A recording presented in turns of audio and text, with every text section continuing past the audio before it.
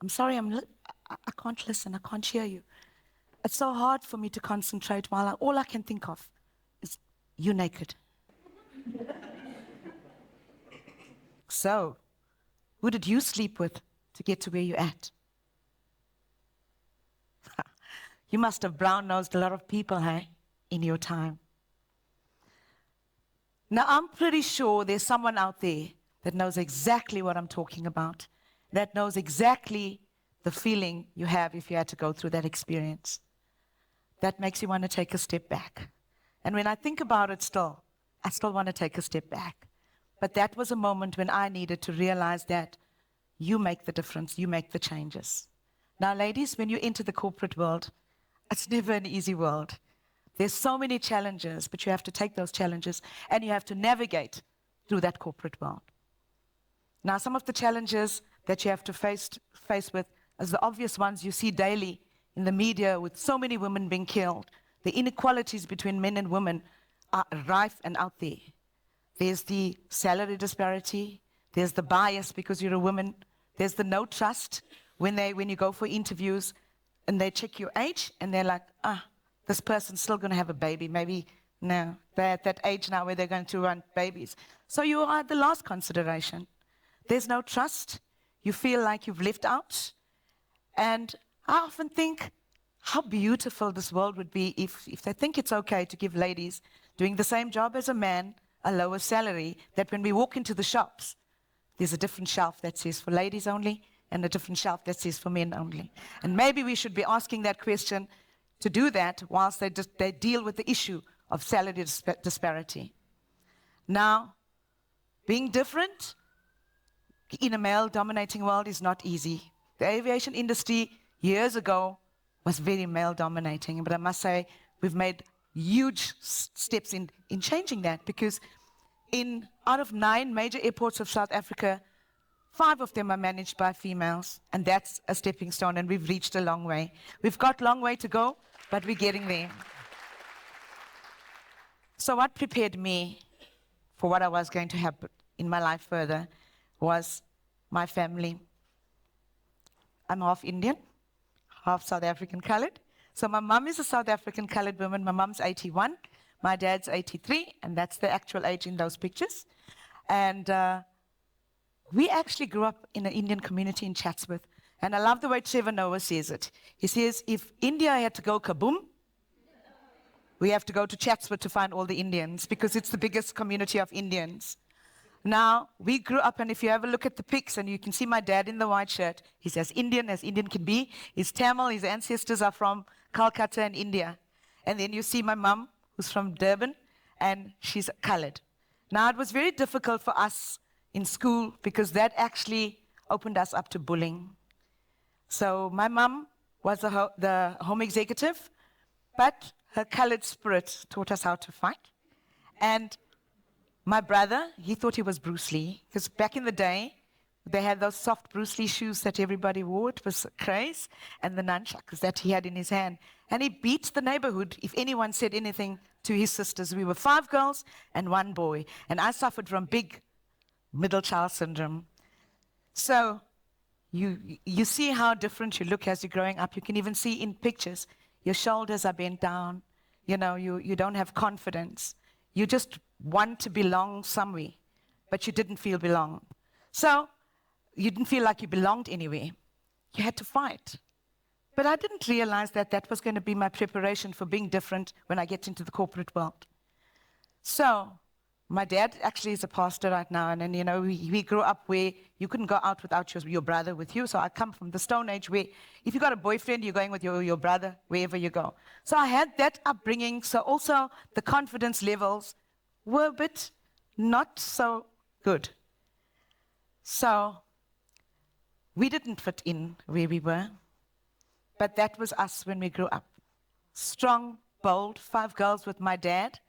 And this is in June now, at my nephew's wedding. But strong and confident. Why? Because we had to fight from little. Now, when I was a little girl, I had a dream to work at an airport. And I used to say to my mom, I was that middle child, and I had bad middle child syndrome. So, you know, it was the eldest love child and the baby. And then the irrelevant middles, you know, you have to jump out every now and then I'm also here. So I always did a lot of sport and I pushed myself to limits, but I wasn't interested in academics. My dad forced me to go to study PR, but all I wanted to do was do gymnastics and be on my own.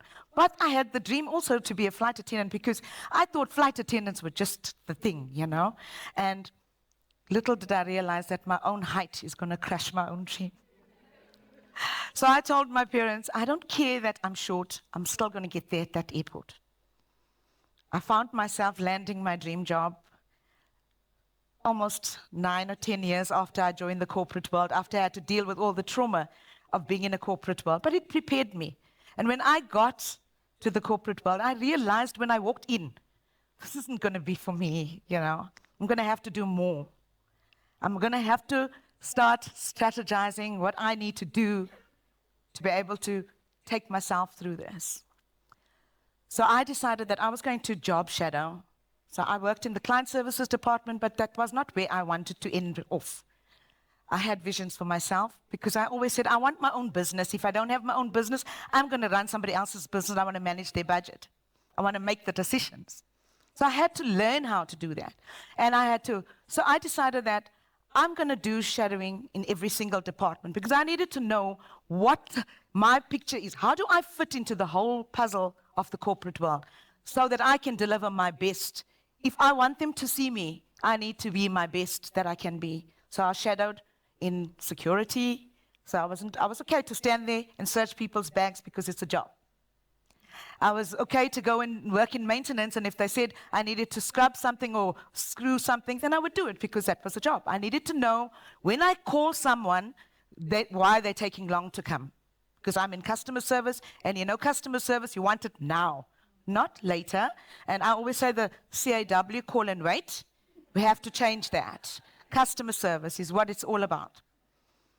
So that actually put me in a better standing. And then, fortunately for me, we had a female CEO at that time when I joined. And she said she wanted to look at some women that she wanted to groom. Is there any people that wants to join the program? And I was nominated. And I went through the Women Empowerment Program with AXA. I got to travel like 13 countries to go and check airports all over the world. And I came back to design the AMC. It's the Airport Management Center. That is actually the heart of an airport where everything happens. In that center, you will find from the airlines to ground handlers to customer service. So if there's a problem at one point, they talk to each other and say, we're going to have a delay, it's going to have a ripple effect, and we fix before it happens. So how do I get to where I'm going to? You need to join networks because your net worth is determined by your networking. A lot of people don't think it's necessary, but I think it's vital for you to network because the more you speak to people, you learn from them.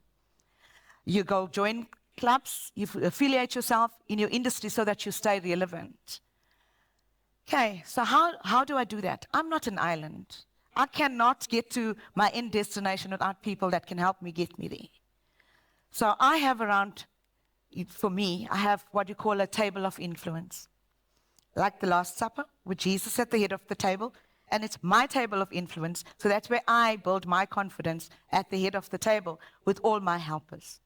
Now, around my table, I have a financial advisor. And my financial advisor asked me one day, so did you ever negotiate your salary? And I thought, okay, maybe us ladies, we're actually to blame for getting that lower salary because we don't negotiate our salaries. Many are amazing at negotiating your salaries. And we are eating humble pie permanently. We are just so grateful to get a job. And we don't actually want to tell them what our worth is. So I want to reach out and say that you need to tell them what your worth is. I have a psychologist because I love sitting on that couch and, if I want to cry for no reason, she can listen to me. Just cry and talk a lot of nonsense. You need that.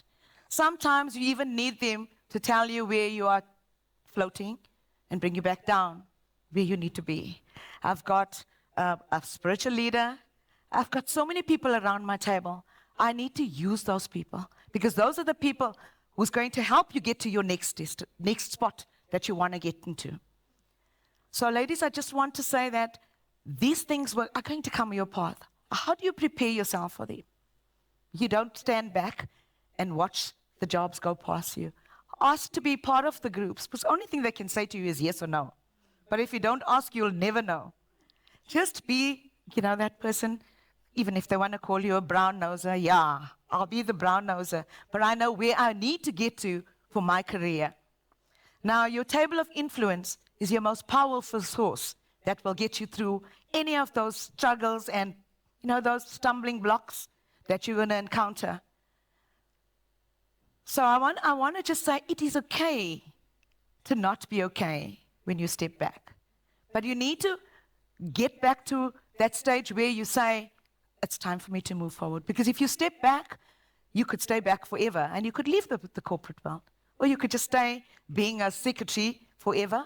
Or you can decide that you want to grow bigger. Now, studying was also one of the things that actually boosted me.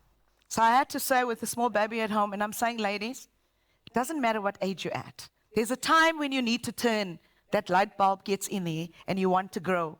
You need to say to your partner, darling, or whatever name that you call them, endearment for them, darling, babe, we're going to have to share these chores now, because this babe of yours is going back to school. And it's important for your kids to see you as a mom, because that's what you're telling your daughters, that they should study and they must be independent women. So when those nasty people say those funny things to you, there's a lot of people with PhDs, and not that PhD that you go to school to study with, that pull her down syndrome, that PhD, or a pull him down syndrome. You walk around every day with those people trying to pull you down. It's you that must hold yourself up and move forward. Because at the end of the day, it doesn't really matter who's going to open that door for you. All that matters is who's going to stop you. So I want to urge all of you today, there's some amazing men in the audience. Are you going to stand with your woman when she is going through these difficulties in corporate? When you're actually going to join a corporate world, it's difficult for a woman. So I want to tell you that you need to arm yourself. When you get yourself empowered and you study and you know your subject matter, you are empowered. So empower yourself and step in there boldly to become the person you are meant to be. Thank you. I'm Brenda Vorster, your George Airport Manager.